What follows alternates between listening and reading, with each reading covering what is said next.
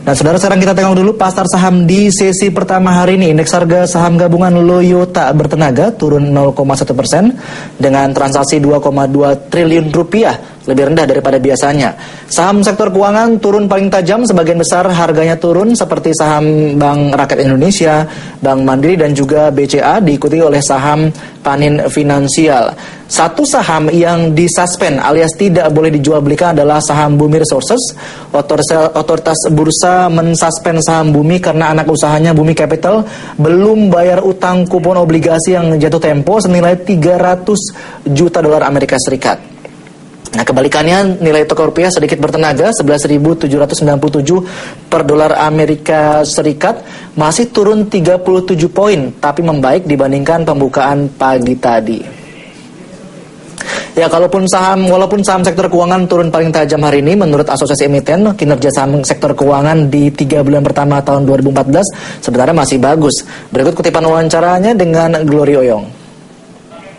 Lihat juga memang yang akan kita bicarakan adalah bagaimana pergerakan emiten di kuartal pertama yang lalu dan juga ini sudah masuk kuartal kedua. Kalau melihat dari sektornya, pada kuartal pertama apa saja yang menjadi sektor-sektor unggulan? Ya, secara ringkasan dari kuartal pertama sebenarnya kinerjanya itu di atas ekspektasi kami para analis. Kenapa? Karena kami tidak menyangka para emiten bisa bertumbuh rata-rata 20% untuk pendapatannya dan 17,95% untuk labanya.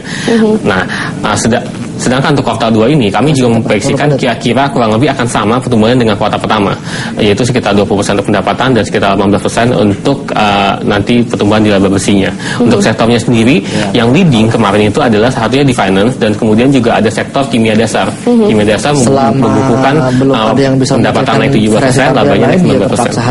Kalau untuk kuartal kedua, Anda melihat ada peluang bagi sektor mana saja untuk naik nanti?